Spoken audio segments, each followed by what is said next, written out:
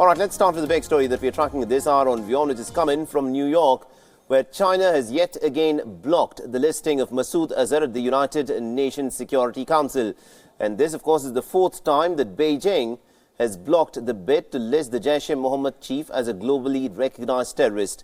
Now, an hour before the deadline, China had in fact placed, remember, a technical hold on the proposal that was moved by 3 permanent members of the United Nations Security Council to list the Jaish-e-Mohammed chief under the United Nations sanctions regime.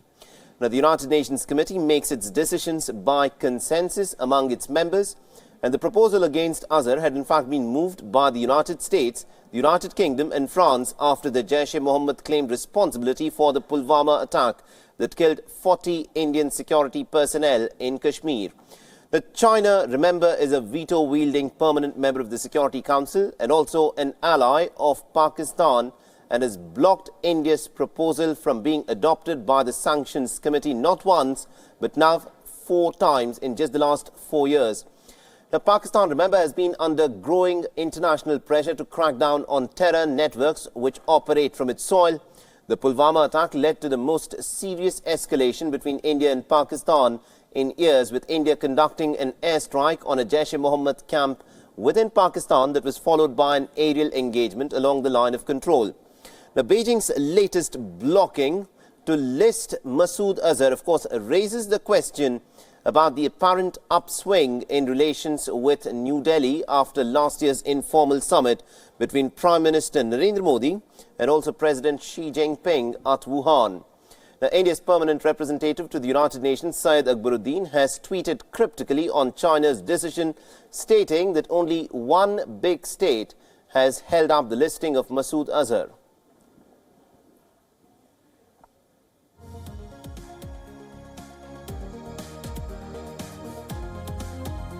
So this of course is the big story that we're tracking on WION at this hour, and this is what Syed Akbaruddin has in fact tweeted.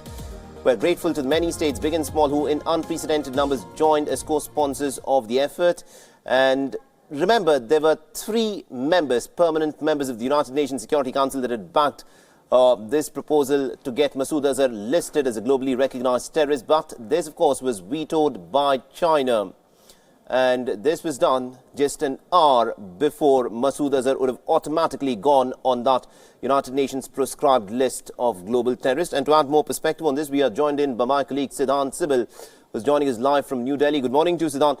Now, this was in some ways, one would say, a little unexpected because there was global pressure on Pakistan. Now, there was clear evidence about the hand of the Jaish-e-Mohammed. The Jaish-e-Mohammed itself has been put on the banned list in the United Nations and has been described as a terror organization. With all of this taken into consideration, China still goes ahead and blocks the listing of Masood Azhar as a globally recognized terrorist.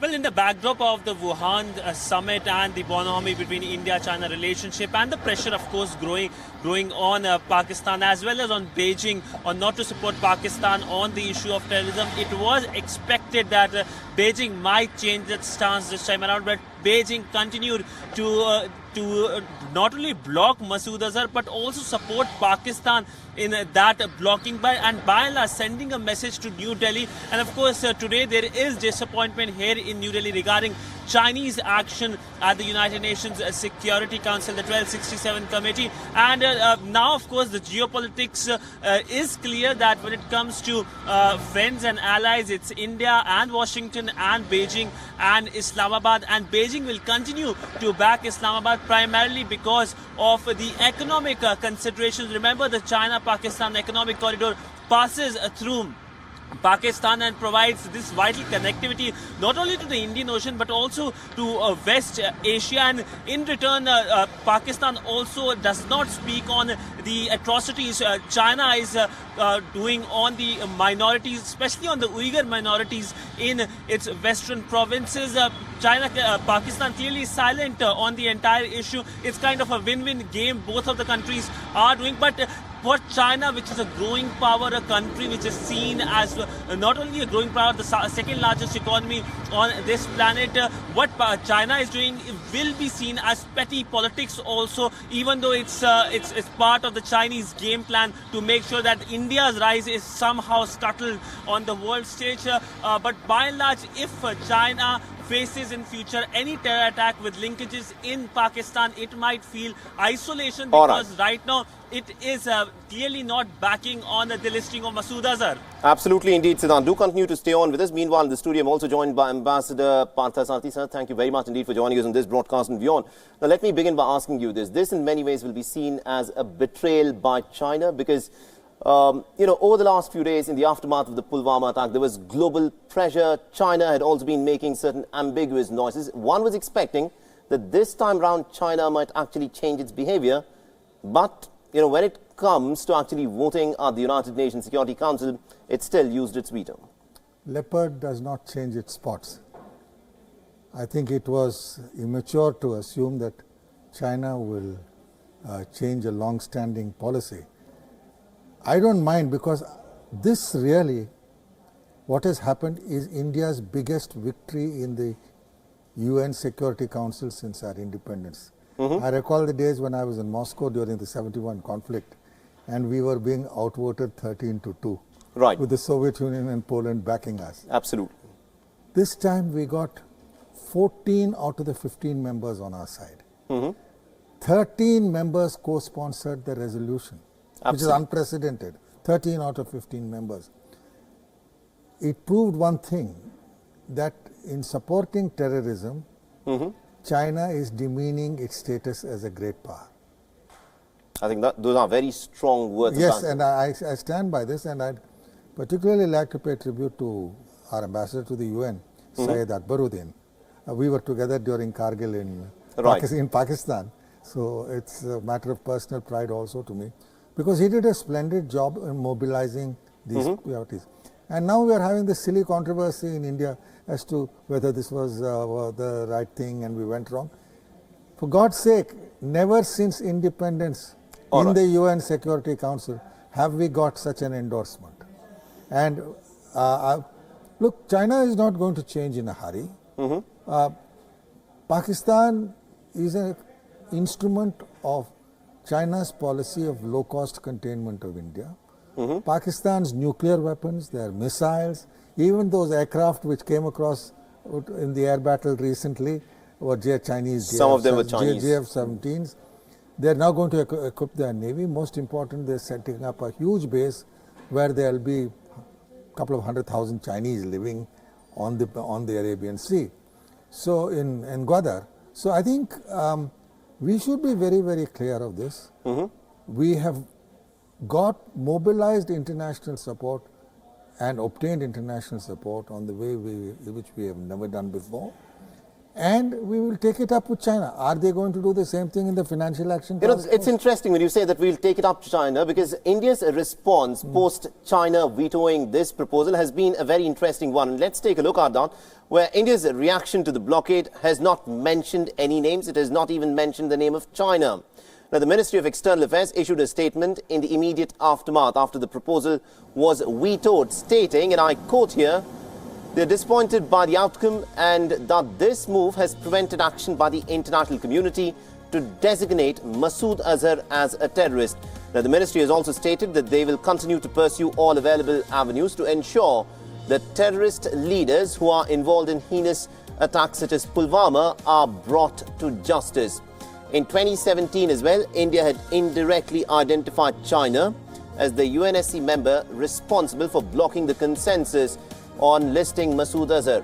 Now, the Ministry of External Affairs had posted a statement in response to a query on Beijing's role, stating that they are deeply disappointed that a single country has blocked the listing of Masood Azhar yet again. Now, Ambassador, let me bring you in on this. Quick comments on this, because now India's statement does not mention China. And this is in clear contrast with the statement that's in fact been put out by the United States, who've repeatedly named China. And they've said that, look, it is incumbent that China should have behaved more responsibly, considering the fact that it is a United Nations permanent member of the Security Council there. So do you think India has been a little too measured in its response when it comes to actually taking on China for backing terrorists? Look, words alone are no strength. You have to be backed by diplomatic support, international support. Let's not forget the initial co-sponsors of this resolution before it became 13 were the United States, France, Germany, Britain. So, right. And later on the Russians and others had pledged support. So I think the fact of the matter is that to us it has exposed China as supporting an internationally proclaimed terrorist. Right. Masood Azhar was declared an international terrorist. Daesh was declared in 2001. Right. 2019, China is still singing the same tune. Technical hold because we don't have enough evidence. Has changed. Look at it. Islamic countries, everybody have joined us in this thing. Absolutely. Saudi Arabia, the United Arab Emirates, the traditional allies of Pakistan are not siding with Pakistan. But my question to you is, we are making these dissident noises, but we are not addressing the dragon in the room in this case. Unless you are stupid enough to fight a direct battle with a dragon is best taken by its tail. So I think what we are doing is getting together international support. If they come against anything in the Financial Action Task Force, they will be outvoted. Right. And our ultimate aim is to put the squeeze on Pakistan to give up terrorism. The strongest squeeze we have is economic. Right. Despite all this China, CPEC and what have you, Pakistan has to go to the IMF and the international institutions for a bailout. It's perpetually with a begging bowl in the international market. So that is your squeeze. Secondly, there is one point we need to bear in mind. Pakistan is right at present being accused of sponsoring terrorism not just in India, but in 3 of its neighbors. That is true. Iran, Afghanistan and India. The Iranians and Afghans are in touch with us. We are in touch with them. This is a problem we will address in a grouping encircling Pakistan. So you say dealing with China's backing of Pakistan is going to be a long-term, concerted, deliberate strategy. Dealing with China in the Indian Ocean, where China wishes to take control of the routes of oil supply. All right. India and the whole episode of the Indo-Pacific is meant to ensure that these oil lines of supply from the Gulf eastwards, which is I think about 60 or 80% of seaborne I think these are interesting things that India will have to look at. Do continue to stay on with us. Meanwhile, Masood Azhar's men continue to enjoy the protection of the Pakistani security establishment. And viewers, of course, access the most recent footage of Masood Azhar's Bahawalpur safe house. Now, despite the sanctions from the Pakistani government, it is business as usual for the Jaish-e-Mohammed. The Pakistani policemen guard the gates of the complex, and locals also continue to sing praises, which sounds like the regurgitation of force-fed, well-rehearsed scripts. Take a look. Behind these large steel gates is a sprawling compound that serves as the headquarters of the Jaish-e-Mohammed. Men from the Pakistani police are stationed right outside. They are stopping anyone from going in. This is Bahawalpur, a city in Pakistan's Punjab province. Once upon a time, it was called the City of Nawabs and Palaces. Now it serves as a base for Masood Azhar, the man who's the mastermind behind several terrorist attacks on India. This safe house is a fortress. It's right along Pakistan's National Highway 5. Around the corner is a Pakistani military academy. And barely a kilometer away from this mosque, an F-6 fighter plane is on display. Reportedly, this complex is equipped with several modern facilities and is being used by the Jaish-e-Mohammed to recruit more terrorists. but local authorities have completely cut off access to the site. When the Daily Times, Pakistan, did this investigation into some of these outlets of these banned organizations, proving with video evidence that has been now shown to authorities that these banned outfits were functioning over there. If there is recruitment going on, in what manner, what journalists can say without any iota of doubt is that they are functioning, they are operational, and they are saying it. It's not us who's saying it. It's the operators and the supervisors of those facilities who are saying it in personal capacity to undercover reporters that yes, we are operating. Soon after the Jaish-e-Mohammed was proscribed by the United Nations in 2001, Masood Azhar started a charity. He chose Bahawalpur as his base and raised funds to build this safe house. On the streets of this city, the fear of Masood Azhar is palpable. The locals defend him, parroting the Pakistani security establishment. Jaish-e-Mohammed is not a terrorist group. They just want to spread Islam. I offered prayer for Masood Azhar, so he is not a terrorist. It is absolutely a wrong impression of him. But people from within Pakistan are raising questions. Zahid Hussain, an analyst and author, claims the lack of political will to act against Masood Azhar has allowed him to thrive. The Pakistani government had promised to take action, but they have not done so. So problem is that it has come back to haunt Pakistan, not only because of it poses a great dangers to Pakistan's own national internal security, but also actually there's always a danger that they could use Pakistani soil to launch attack across the border. It's not a hidden fact that Masood Azhar enjoys the support of the Pakistani military and security establishment. Some experts believe that his resurgence would not have been possible without the support of the Pakistani army and the ISI. Masood Azhar has now spread his tentacles across the Pakistani state. Bureau Report, WION, World is One. All right, so that is what the status of the Jaish-e-Mohammed and also of the plight of Masood Azhar in Pakistan is, despite repeatedly saying that they will crack down on terrorists against whom there is credible evidence. Pakistan continues to allow individuals like Masood Azhar to not just find safe havens but also thrive on Pakistani soil. Now the question, of course, is why does China let Pakistan get away with the likes of Masood Azhar? Does China's support for Masood Azhar in fact stem from its fear of the Jaish-e-Mohammed targeting the China-Pakistan economic corridor? Well, some experts want to think so. The CPEC not just passes through Pakistan-occupied Kashmir and Gilgit-Baltistan, but also through Khyber Pakhtunkhwa's Manshehra district. Balakot, where India carried out the airstrikes, is in Khyber Pakhtunkhwa. Now, China has acquired huge tracts of land near Balakot for the CPEC. The Karakoram highway linking Pakistan and China also passes through Manshehra. Now, some experts say that China thinks that there is a lot at stake for it in Pakistan, for it to take a stand against a Pakistan-based terror group's chief. China has already invested heavily in CPEC, and it fears that if it were to back the listing of Masood Azhar in the United Nations, then the Jaish-e-Mohammed potentially could target the China-Pakistan economic corridor. Remember, the CPEC is in fact Beijing's flagship project under the Belt and Road Initiative.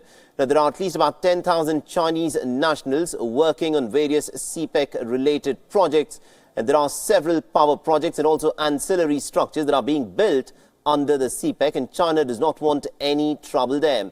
And also, to top it all, China also views Pakistan as a gateway to the Islamic nations, and Beijing does not want to burn bridges with Islamabad.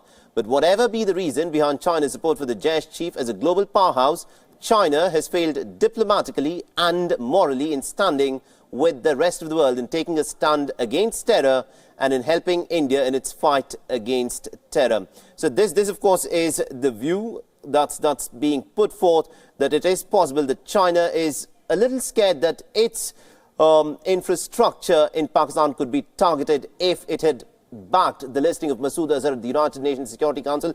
And Siddhant, if I can bring you in on this, you've been tracking this story very closely, and the question that I would like to ask you is, what is being spoken of within the Chinese diplomatic circles? What is the reasoning that they are giving as to why despite the fact that there is widespread condemnation for what has happened post-Pulwama, China has still continued to back Masood Azhar.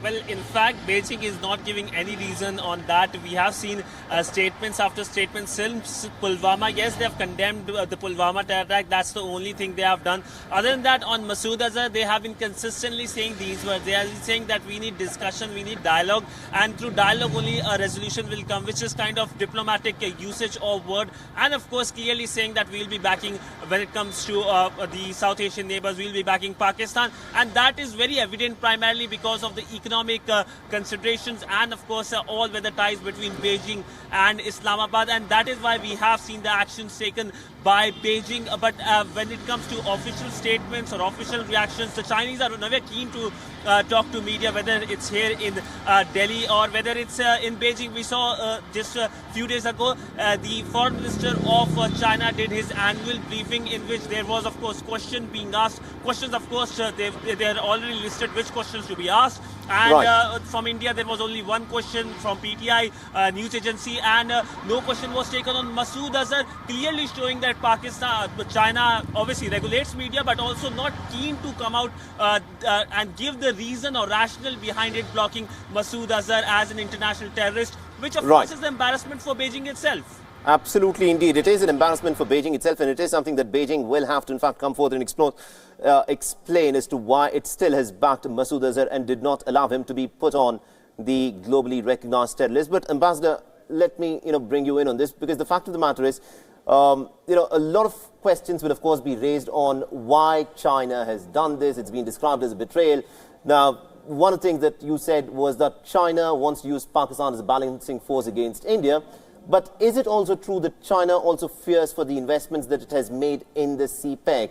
Because if it were to actually turn up heat on individuals like Masood Azhar, who continue to be pretty popular amongst the localites on the ground there, they do not view Masood Azhar as a terrorist. There, besides the terror activities that Masood Azhar that he carries out, he also does a lot of good not-for-profit work. So they see him as an individual who runs these seminaries, who does a lot of other kinds of work. So how do you view this? Look, the Chinese have no fear about the CPEC or the Jaish-e-Mohammed doing damage to CPEC. The Jaish-e-Mohammed is a creation of the Pakistan military. Right. And their position in the military is so strong that just after the attack on our parliament, the former DG of the ISI, General Javed Ashraf Qazi, issued a statement that we must admit that the Jaish-e-Mohammed was responsible for the attack on the Indian parliament and for attempts to assassinate President Musharraf. Right. That was the time when Musharraf was trying to make up with India, cool off on terrorism and so on. Despite that, they remain an asset of the ISI. Southern Punjab is the gateway to Afghanistan. Absolutely. And the Barelvis of Southern Punjab, which is what Masood Azhar is, are close associates of the Taliban. What they will worry about, the Chinese, is radical elements in Pakistan making common cause with the Muslims of Xinjiang, who are being persecuted by the Chinese. So it has nothing to do with the fear of Pakistan or the CPEC. That will be protected by the army, because the army is getting contracts, making more money, and that's what suits the Pakistan army fine. So we need to look at this very, very clearly. Right. Let us be very clear. Apart from problems with us, as I said, Pakistan has problems now on the borders with Afghanistan and with Iran. The Iranians accuse it of backing a group called the Jaish-e-Adal, which has recently killed 28 Iranian Revolutionary Guards.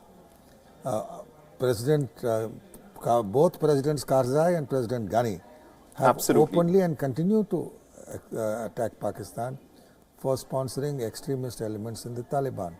So as long as Pakistan is busy doing these things, let us realize that three of their neighbors could get together. Ambassador Parthasarathy, let me, in fact, ask you this. After the informal summit that took place between Prime Minister Narendra Modi of India and President Xi Jinping, there was an expectation that there will be a paradigm shift in terms of how India and Pakistan, India and China would, of course, carry out their diplomacy. But little seems to have changed so long as China's equation with Pakistan is concerned, and China is still not willing to rein in Pakistan over terror. Well, I think one has to bear in mind what our objectives were when Prime Minister Modi and President Xi Jinping met in Wuhan. Our aim was to put in place a structure which will ensure that tensions don't get out of hand on the Sino-Indian border. Right. I think that is an objective with both China and India share. I don't think the Chinese want to get into a tussle on the border where they may just not prevail. Right. So, at least in many sectors. So, I think the major achievement was you created an atmosphere and set in place structures which allowed you to manage differences on the border without their getting out of hand. Right. And not becoming issues of tension. And that was a major goal. But change Chinese behavior to encircle India. But let me ask you this, because the fact of the matter is India is also a huge market for Chinese goods. China is, of course, trying to enter India into a much bigger way. They want to come, try, test their 5G technology. And considering the amount of goods that we actually purchase from China, do we not have, let's put it this way, let's be blunt about it, the financial clout to try change China's behavior towards Pakistan? They can choose between the markets that India can offer or the advantages that they feel that they can actually draw out of Pakistan. Are we going to derive political benefits from anything we do or economic benefits on the economic side? The answer is no. In many areas, China is the best supplier.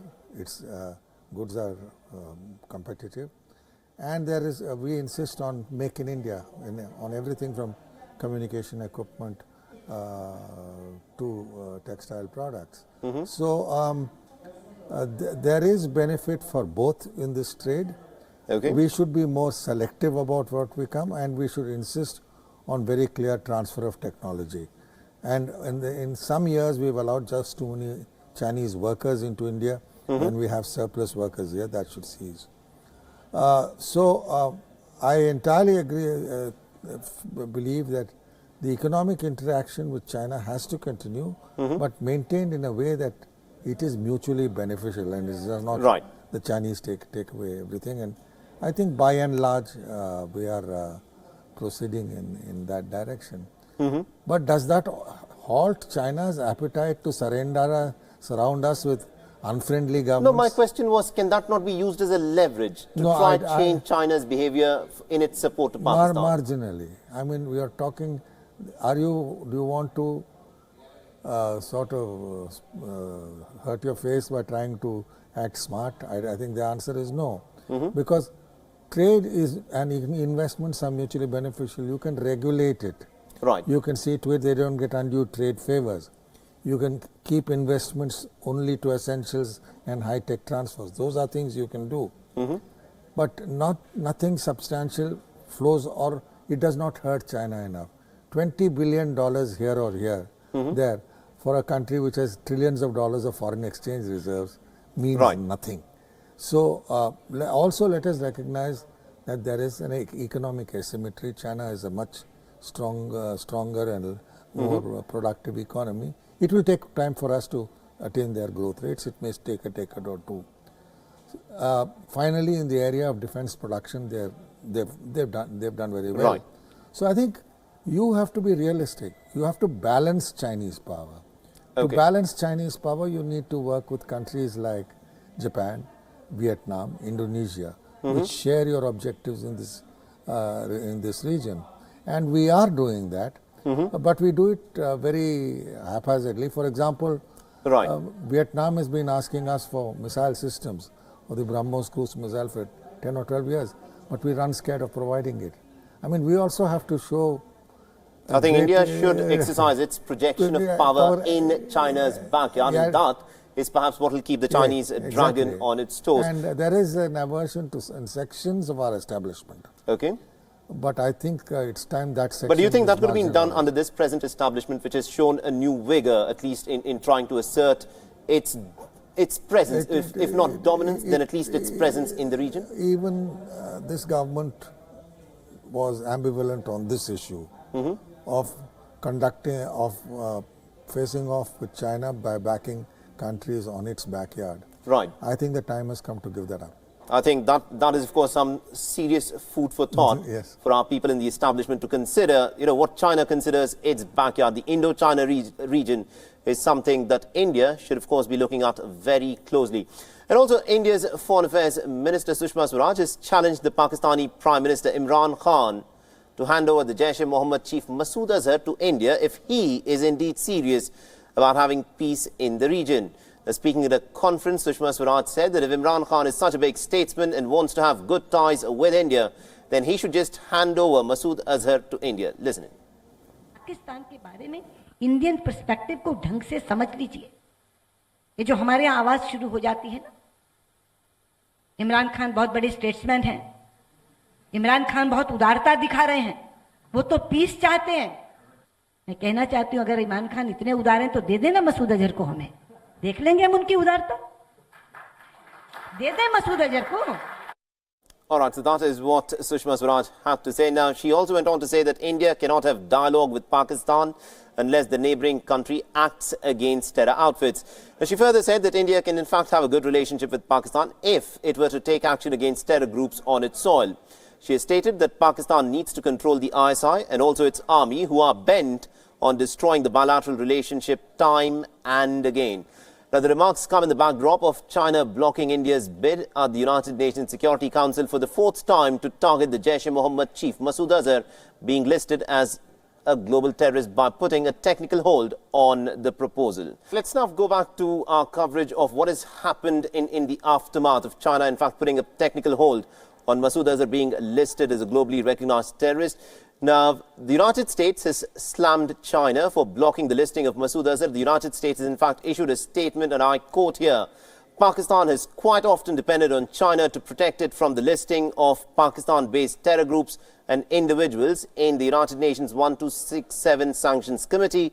The case for designating Masood Azhar the leader of a group that the United Nations already calls an Al-Qaeda-affiliated terror organization is undeniable. Now, the United States also highlights how this is in fact the fourth time that China has placed a technical hold on the listing. The United States in its statement further has said, and I quote here, China should not prevent the committee from doing the job the Security Council has entrusted it to do. China's move to hold the listing is inconsistent with its own stated goal of combating terror and furthering regional stability in South Asia. If China is serious about these goals, then it should not protect terrorists from Pakistan or any other country from being held accountable to the Council. If China continues to block this designation, responsible member states may be forced to pursue other actions in the Security Council. Now, it shouldn't have to come to that. All right, Ambassador, this is the statement that's in fact been put out by the Americans after the Chinese vetoed the proposal to list Masood Azhar. Now, my question to you is, when the United States is using this strong a language, they're saying that China should behave more responsibly, should not have vetoed the listing of Masood Azhar, why has India chosen to issue a statement that does not even name China? At least we should have named China in our statement. Do you not agree with that? I mean, you have to weigh the pros and cons. We still have to give a country enough rope to hang itself on. Right. Now, this is going to be followed up by discussions. To us, this is secondary, this is symbolic. The real charge comes in the Financial Action Task Force. Right. Pakistan's foreign exchange reserves have been dwindling. It's living with doles outside, particularly now from the UAE and from Saudi Arabia. The Chinese don't dish out free foreign exchange. They don't. I mean, they don't. Pakistan already feels that it is under debt and it wants to get out of that. They just have about $6 billion in terms of their foreign reserves. They are feeling squeezed, but the fact is China still manages to get away. The fact of the matter is that China is the only permanent member of the Security Council backing Pakistan in this whole terrorism episode. If China chooses to remain isolated, that's fine for us. Right. But we should continue with what we have done in squeezing Pakistan economically. Right. That is done through the Financial Action Task Force, and that will be, with this American reaction, done through multilateral institutions like the World Bank, the IMF, and the Asian Development Bank, from where Pakistan collects huge amounts by way of concessional aid. Germany joined this resolution. Germany and Japan will also be now more careful in aid. So the squeeze has to be felt by Pakistan, and that is being done by this process of attrition and step-by-step ratcheting up of sanctions. I mean, one couldn't have imagined a few years ago that you would have the Bretton Woods institutions like the World Bank, the IMF, joining up to put the squeeze on Pakistan on terrorism. So China is the sole exception. So let's see how we can take it. I mean, if they choose to be totally isolated in the UN. It's interesting as to how long China can actually go against the general perception across the world that terror has to be dealt with, and there cannot be a policy where a state actually continues to back these nations that use terror as a matter of state policy. We also earlier spoke with Michael Kugelman, our South Asian affairs expert, on why the United Nations Security Council veto by China is such a significant one and what is the way forward for India. Listen. I think that there is an expectation that this may have been the time that China decided to relent and not block the designation, and for several reasons. One is that there has been growing international pressure on China to really agree with the rest of the members of the UN Security Council and really agree with the rest of international opinion, which, in the aftermath of the Pulwama attack and the latest India-Pakistan crisis, there's been a lot of pressure on Pakistan to deal with its terrorism problem. So that's one factor. The other is that as China continues to build out its Belt and Road Initiative, it's really become increasingly more concerned about the issue of terrorism in all forms, and it's indicated a desire to take a stronger position against terrorism in all forms. So those would have suggested that Beijing would have been willing to change its position, but at the end of the day, China needed to signal its continued support for the Pakistanis, particularly because China was very quiet during the course of the India-Pakistan crisis in recent weeks. It didn't really come out and support Pakistan at all. It just said that the two sides had to work out their differences. And so I think that perhaps this is an effort on the part of Beijing to really signal to Pakistan that it continues to side with Islamabad. All right, so that was Michael Kugelman there giving us his perspective on why this veto by China is so significant and what India should in fact do.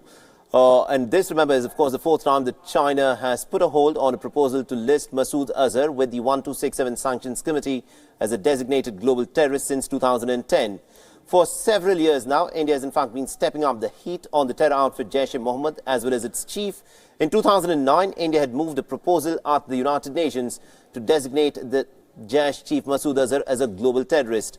In 2016, India had moved the proposal again with the United States, the United Kingdom and France in the United Nations 1267 Committee to ban Azhar for the attack on the airbase in Pathankot. And in 2017, the P3 nations had moved a similar proposal yet again. And all three of these occasions, it was China that had blocked India's proposal from being adopted at the Sanctions Committee. Now, this, of course, was the first time that such a proposal was brought immediately after a terror attack. China was the only UNSC member to object to the proposal. So, Ambassador Parthasarathy, this is what will, of course, be a thorn in the flesh for all of our people in the Indian establishment, because, despite the fact that this time around in the aftermath of the Pulwama attack, we managed to isolate Pakistan even in its traditional strongholds. Saudi Arabia spoke up against Pakistan. The United Arab Emirates, these are two countries that have given a lot of aid and investment to Pakistan. Iran has also accused Pakistan of, fomenting terror on its own border. But China is the thorn in the flesh. looking at it long term, what are realistically India's options? No, I think the fact of the matter is that you have to deal with the roots of the problem. That is Pakistan.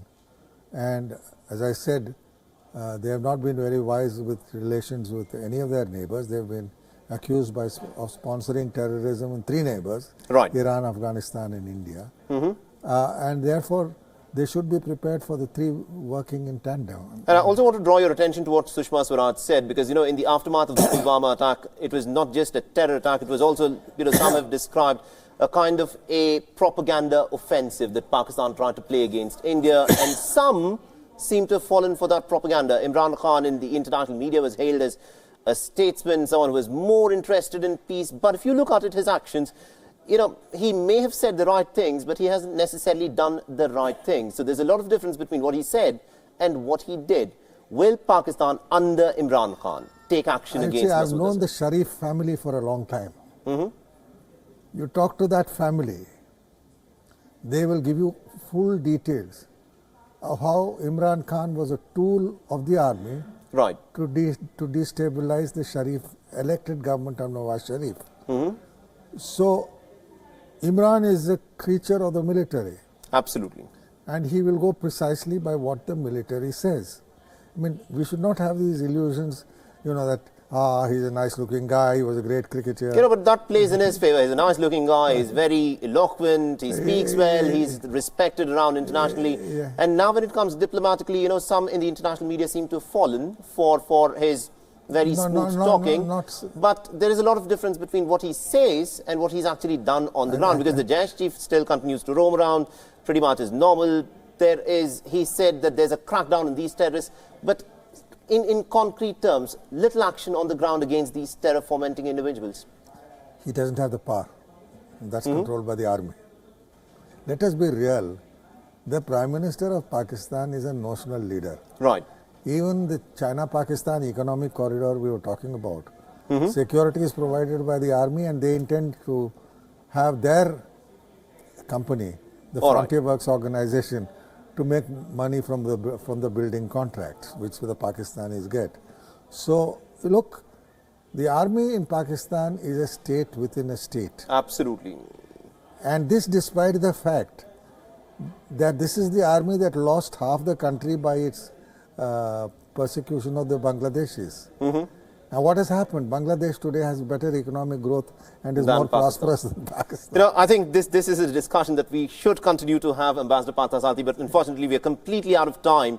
But this of course was a strong message that was sent out by Sushma Swaraj, where she said if Imran Khan is indeed very serious in cracking down terror, then he should hand over Masood Azhar to India, or at least take action against these outfits that not just find safe havens in Pakistan, but continue to thrive on its soil.